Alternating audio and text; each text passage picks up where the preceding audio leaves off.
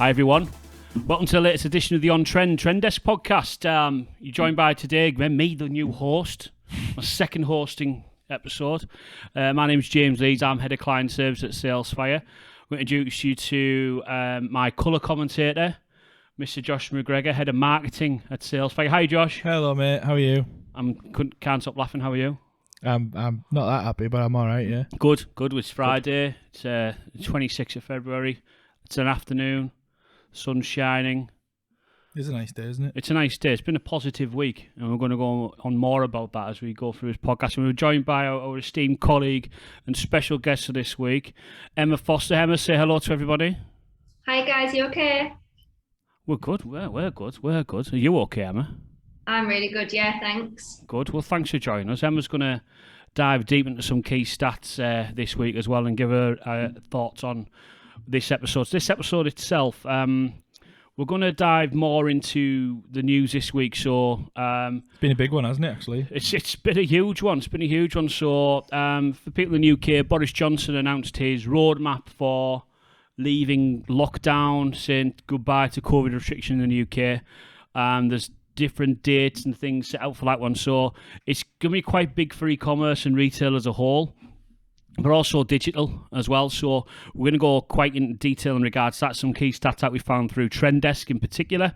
And again, just a little plug for TrendDesk. So if you do want to see the latest news, views, stats, anything like that in regards to digital and e-commerce in particular, some key stats for certain metrics, categories, industries, anything like that, go to salesfire.co.uk/trend-desk and you can see that. Register account for free and you'll get loads of free information.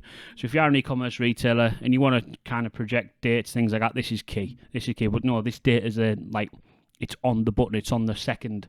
So, and we'll kind of go a few things in that one. So we're going to see a lot of change in regards to what people's plans were and things like that. So I can give you an example in regards to our managed service team. So they've been changing their stats and their calendars for their clients because there's been a lot of key dates in that one. And a lot of industries are starting to see spikes straight away. And the first thing she's going to look at is travel in particular. So Emma brought this to our attention earlier in the week in regards to a spike we've seen in travel. So people watching now will be able to see some key stats come on the screen. But Emma, do you want to go through these stats in particular in regards to what we've seen with travel recently? Yeah, so after the announcement, we had a look on TrendDesk and compared the week before to this Tuesday, and the spike was massive. We saw a 199% increase in revenue, 138% increase in visitors, and 64% increase in orders, all on that Tuesday. So this kind of prompted us to have a look into it and kind of prompted this podcast, actually. Yeah. So really interesting. Did we see this? So when was the announcement made? Was it made on the 23rd? Yeah. It was made on Monday night.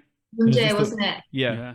So we saw that. We initially. So we probably. When was the 23rd? Then was that the Tuesday? No, it was Tuesday, mate. Yeah. That's crazy. So everybody went out and started booking holidays essentially on the Tuesday. That's it. Yeah. I mean, I dare say there was people browsing. Browsing increases coming on the Monday because rumours were going around what was going to be, but what happened was no, it was actually set in stone. This is what's going to happen unless there's a major catastrophe, which fingers crossed won't happen. But people aren't just browsing. You can see the 64% increase in orders. People are actually booking holidays and they're making travel plans now. I did on Tuesday. Yeah. What did you book, James? Nothing overly exciting. It's my son's birthday in May. We're going to Bridleton for 3 nights. Oh, nice. Well, you played it safe as well there. That's obviously domestic travel is not going to be affected. This is where we're going to start seeing people, especially e-commerce retailers, have to second guess it a little bit and keep an eye on things. Like you said, our managed service teams were starting to amend what our strategies are going to look like. But again, was it 21st of June? Is that when everything's lifting specifically? Yeah. That's when the end to everything's supposedly happening, yeah. How tenuous is that as a date? In what respects? I mean, we've seen things move around before. Well, we have. I think with one of the announcements, we can go deep into kind of Boris's psyche and stuff like that, but I'd rather not. But it's one thing was telling regards his wording this time was no, we need to find a way. No, this will always be here. We need to find a way to live with it. Yeah. And I think vaccination plans and success of that is kind of like the key to this. We've never had a vaccination plan previous. Yeah. When it was last summer and then we're coming out, we're all playing golf and sitting in beer gardens and doing all sorts. Like, it was a different kettle of fish then. But now it's like, we've got vaccination to fall back on. We'll go through some kind of key dates on that one. It's have you seen kind of any key data in regards to search data, Emma, coming through any trends at all in regards to travel? No, actually, I've not yet looked into the search trends, but that'll be an interesting one to have a look at. Yeah, I think so. Yeah, I mean, we'll probably get a lot of questions in regards to people asking specifically what can they do. But pretty much what we're seeing here is if you book a holiday from the 22nd of June, 21st of June onwards, you can go. Yeah, that's what we're finding at the moment. So I think positive. It's consumer confidence as well, isn't it? And I think we've seen this past week where we've seen sort of a lot of revenue across the board start coming in as well. Yeah, across TrendDesk and our own business as well. Everything started to pick up. It's as though that announcement has raised the confidence of everybody when it comes to when they're purchasing and to what they're actually looking to do in the future. So, like, fingers crossed. It looks like bright times are ahead for e-commerce in general. I think there's a domino effect as well in regard to travel, helping other subcategories of e-commerce as well. So there'll be some, like, in fast fashion in particular, I dare say the likes of Boohoo and what have you did not sell many holiday clothes last year. Yeah. So there's going to be potentially a backlog of stock from then. Mm-hmm. They're going to be able to get rid of. So, like, there's going to be some really interesting campaigns to that one. But yeah, I think that's going to be encouraging. What do you think regards to, like, the domino effect for e-commerce? You think there's going to be a lot of positives from this? Like, some people who had a difficult 2020 can really look forward to 2021? Yeah, I think so. I think everything was so uncertain, especially in January and February this year. Mm-hmm. And I think everyone thought it was forever. that's People kind true. of holding back, aren't they? People holding back on buying stuff or buying ridiculous lockdown purchases. I have been, especially this one. Yeah, that's the thing. First lockdown, I was making ridiculous purchases. Like what? I was buying like video games and that quite a bit. Oh, that's so ridiculous, man. Well, it's ridiculous considering I've got a child. So, like, I was more easy about spending things on frivolous things in lockdown one because I felt like I sort of deserved it in a little way. I deserve a treat, so I'm going to get a computer game. Whereas this one was completely different. This one, with us not having that end in sight, I was a lot more conservative about how I was spending and what I've sort of put away, which has been good in the long term. But I think mental health perspective, if everyone's acting like that, it's going to take its toll. Exactly. And we've seen that across the last couple of months. We mentioned it on the webinar we had the other day. I think consumer confidence has been at an all-time low across quite a lot of the metrics we're looking after. Obviously, the home and garden, that type of thing, the more recreational stuff has been all right, but I think this is going to open a door for a lot more people. I think we're going to see a big end of the year from now on. So I think it's just... Sorry, carry on, Emma. It comes from planning, like forward planning. So if people have a holiday to look forward to, they'll think, oh, I'll buy that outfit then, I'll buy a new suitcase, I'll buy this, that, and the other. Yeah. And I think that's just increased this week. So people have got a plan maybe even just for October or September, but they can start to think about what they want for that and start booking in things, start buying things. Yeah, it's like you say, that's something to look forward to, which a lot of people haven't had. It's encouraging to see. Like, I totally forgot. I've also booked a golf trip as well. Yeah. For August. So but here's one for you. So we've heard how frivolous is the word that Josh used. Frivolous. He bought a computer game. Well, several, not just one. He bought a computer game. Right. Yeah. In the first lockdown. Emma, I want to know what your most frivolous purchase was in the first lockdown. I just bought plant after plant after plant, and that won't surprise me. It surprised you with me, but. I filled my bedroom with plants. They're still all alive now, so it's not a waste of purchase. Oh, real plants? Real plants. Okay. So it certainly wasn't a fad if they're still going now 12 months later. No, that's true. Not fad, not frivolous, I guess, but I did spend a lot of money on plants. I do. Oh, we did see that as well. We saw that across the home and what was it, home and leisure, the section we saw? Home and garden. Home and garden, yeah. But the other thing is, I think one thing we haven't touched on when it comes to retail as well is retaining that flexibility because things are potentially going to change. Mm-hmm. We're not going to hit, hopefully we do, but we're not going to hit every one of these dates as clean cut as that, I don't think. Yeah. Okay. What do you reckon? I don't be as beacon of negativity that you can be in these kind of situations. I think everything's going to go perfectly. I'd like you to. The world's getting vaccinated. The NHS is saving the day yet again. Yeah, despite underfunding, it's all positive. Yeah, all positive. As a retailer, though, we've got to be realistic. You've got to make sure you got that flexibility. The retail. Yeah, like I agree. You know I think what I mean? it's once bitten, twice shy situation here, isn't it? But Completely. if they can do what they can to shift as much stock as possible in such a short space of time, do it. Yeah. And without sounding terrible, like as a retailer, you don't care if your customers are sat with a load of stock for bikinis and swimming shorts and nice pairs of Speedos and rubber rings for your holidays. As long as it's out of your warehouse, it don't matter. Yeah. How would if you were to give someone advice on remaining flexible when they're dealing with that, what would your first go-to be for that? Keep an eye on ROAS. Yeah. No, don't forget about profitability when trying to sell your stock. Yeah. It's important to get rid of your stock, but still keep an eye on profitability. Mm-hmm. Make sure that it's going to be viable as you're moving through it. Yeah, absolutely. Yeah. I know it's one we bang on about quite a lot, but I think messaging as well, something being able to have some agility when it comes to how you're changing out your messaging on site. So if you're talking about sales, you're talking about promotions, you're talking about delivery times, that type of thing. Quite often you see people, especially some of the companies we deal with limited resource, when it's coming to sort of putting assets together and that type of thing. It's not something you can do. Everyone can do in an hour. Do you know what I mean? Yeah, agreed. And there are tools out there which can help you. What was being one of them, to be fair, that can help you maintain that sort of flexibility. Hashtag plug. Yeah, hard pitch. But I think that is a key one for me. Making sure your messaging can be changed quite quickly and you're able to take them cells off, put them back on when you need to. Any hints from you, Em? I think same as Josh, just to be adaptable, and I think getting your staff to be adaptable as well. I think people got so used to working how they were used to up until the pandemic, kind of threw everyone off guard. But I think after a year of having to adapt, people should be kind of more adaptable now. You'd like to think to kind of deal with whatever comes next, really. Yeah. And obviously, not keeping those dates as set, because obviously they can change, and just keeping that in mind that we've obviously got to get out of this slowly. It's not going to be overnight. Am I sensing a lack of faith in UK government here, guys? No, I would never. What, Never. James? How dare you put those words in my mouth? Sorry. Right. What we'll do now then, guys, is we'll go through Brad, I put my teeth back in. We will go through a few key dates.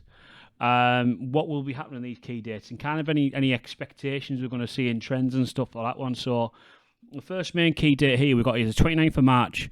So outdoor sports such as tennis and golf are going to be allowed, similar to last year.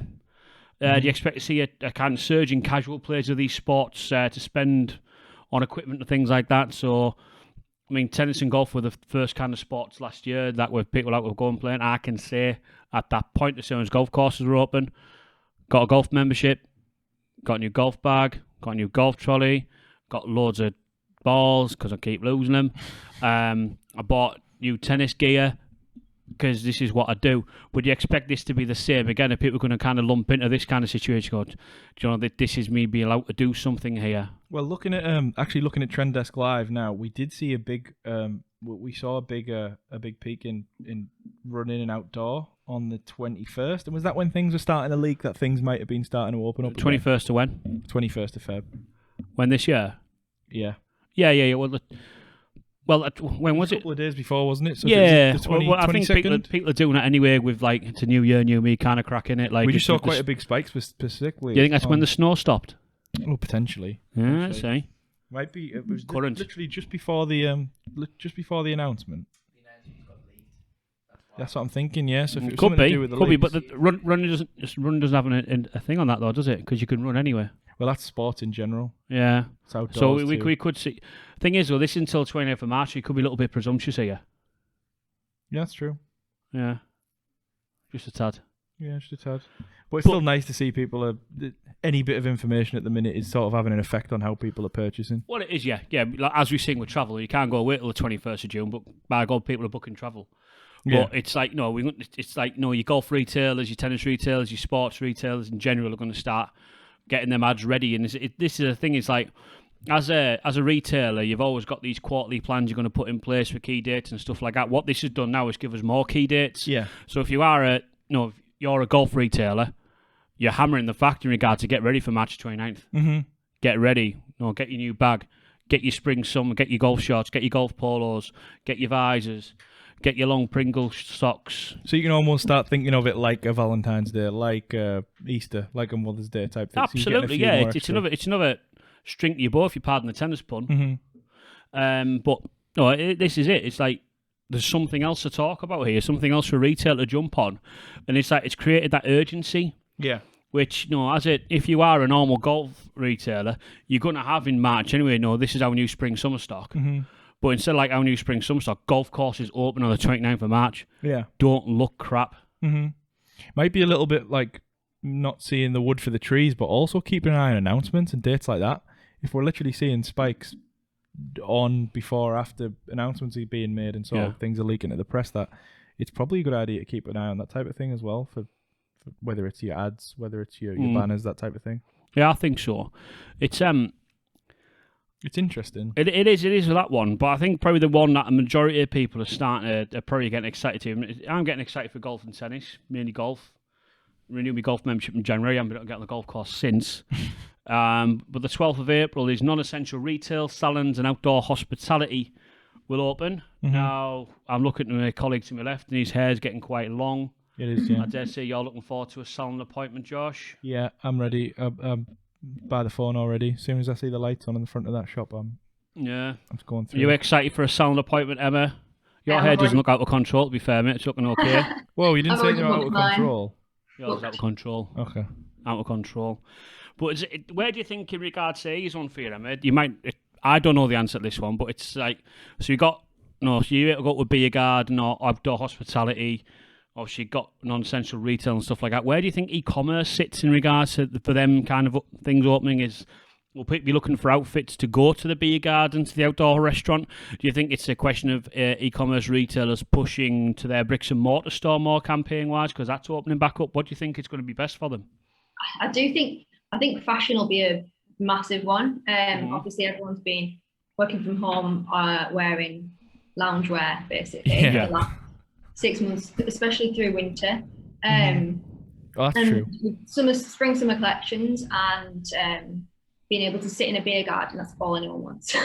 Yeah. And to look nice and to be posting pictures on Instagram and that kind of thing.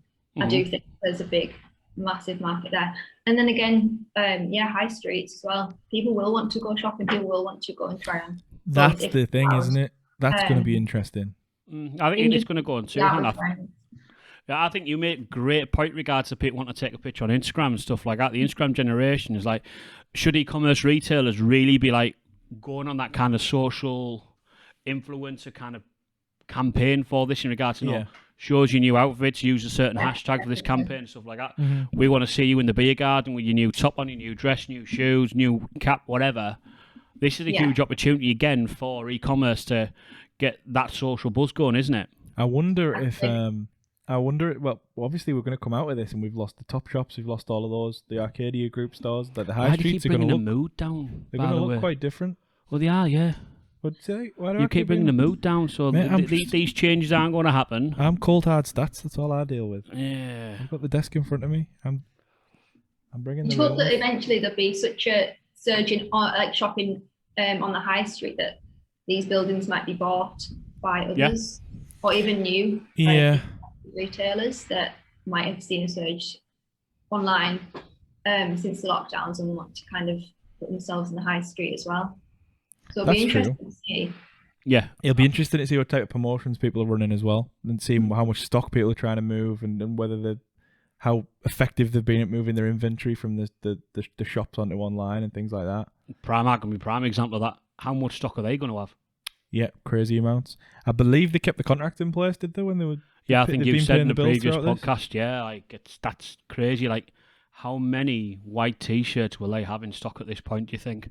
We could do a competition for that, What? Can you guess the amount of white T-shirts Primark have in stock? Mate, the amount of white T-shirts I own, like, they will have a lot. I took a nice percentage out of that. Did you? Yeah. Fair dues. Big on the basics. Yeah.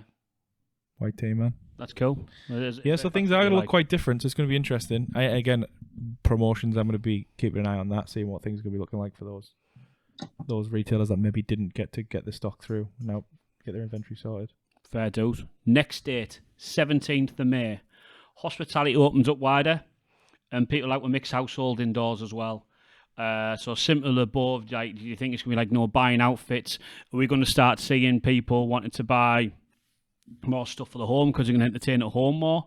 We're going to see an increase in food purchase online because we're going to entertain at home more home alcohol. Wait, what do you think is going to be the big trends here? Or again, it's just going to be people buying outfits, going to the boozer? What do you reckon? You're going to call me negative again here, but I don't think there's going to be a huge discernible difference in that. I think I'm going to call you negative, yeah. People have been prepping these spaces quite a while now. It's time to show them off, isn't it? So what we're going to find is probably people buying more outfits because you can go out more. Potentially, yeah, I suppose. There's more social proofing you can do. Again, I think Emma touched on it for the last one. It's probably going to be fashion. They're going to see the big increase for this one rather than for the home. Yeah, I think people are just starting to get their heads properly around social proofing as well. So the big dogs have always done it right, but I think like we had Callum on from reviews last week. I think people are starting to realise quite how important they are across the board now as well. Yeah, I think that's probably going to be. We're going to see a lot more of that. So here's a situation, and Emma, you're sat here, May the 17th. You've got the option, like, do you really want to go out, or do you really want to have your mates around your house, or go around your mate's house? What do you want to do? I'm going to go out. Are you? Yeah. Happy to have my friends around, but that social atmosphere and environment of being out is something that we've missed so much that I think I'll be straight there. I think I was siding maybe because I'm a bit older than yourself. I'm a bit more miserable. I was thinking maybe it'd be nice just to have someone around my house I can ignore, as well as the rest of my family. Yeah, I was negative. But no, I think I'm enjoying. I'm looking forward to going out for a bit of tea. Yeah. A couple of bottles of wine. So, how about you, Josh? What are you gonna do? Yeah, I'll be out. I think. Will you be out? Out, yeah. You'll be out. Don't let my wife hear me say that. And then we come to the biggie, 21st of June, when fingers crossed everything's over. Social distancing is no more. Where do you think this is going to sit in regards to e-commerce retailers? Is this like free reign for everything? Are people going to think, do you know what? I think I need to be a little bit more loyal to the high street now because it's had a tough 18 months. What do you think it's going to be, Emma? First of all, what would your, as a young consumer, are you thinking, right, I'm going to buy more online to basically supply my new social life that I haven't had for 18 months? You're thinking, you know what, I'm going to go to the high street because I miss that shopping experience of going out with my mates and going for a couple of drinks and going shopping. What would you be doing in that instance? I think personally, I'd still be shopping online. I'm not the biggest fan of trying on clothes in shops and all that kind of thing. Yeah. I'd rather buy online, use Klarna and try on. But for consumers, I think there might become a point where they've bought so much online and they're actually spending more time actually out and about. So they don't have the time to sit in and browse an online shop that we have at the minute. Mm-hmm. That's an interesting point. It could be a small decline, and the like bars and restaurants and everything will be taking the customers offline, I guess. I think so. Yeah, people, like you say, people have got that spare time and money. Yeah. They'll probably end up putting that into bottles of wine and bottles of beer instead of jeans and t-shirts. Do you reckon we're going to see things might even out and hopefully go back to normal? But it'll be really interesting to see the trends that appear as happens. I'm going to go out there and say I cannot predict what it's going to be like come that day. I really don't have a Scooby-Doo. Like some people are saying, well, it'll just go as it was June 2019. Like it can't do. Like no. Like this could be massive. Obviously, no, we're coming in regards to England at this point as well, and Scotland and Wales are all going to be part of a football tournament as well. So the Euros are in June. Yeah. So if you're looking for something that always gets a country together, either you're a football fan or not, you're always watching England games or Scotland games or Wales games. Like there's going to be like social events like that, and like no e-commerce behaviour for that one. Like it's going to be what could be a hugely jubilant time. Yeah. But when will that settle down? I don't think we'll know until we start getting into it. How are people going to be feeling? Like, because honestly, like people putting their things on the 21st of June. Mm-hmm. I think 17th of May will be the biggest one in regards to people's freedoms, because that's when you can go back into hospitality. Yeah. That's when you can have a bit more of life. And then, like, okay, 21st of June is when people are going to start cuddling in pubs again and stuff like that. But I ain't looking forward to that. No, that's true. There's always going to be an anxiety around it, isn't there? I think there's going to be anxiety around this for a long time as well.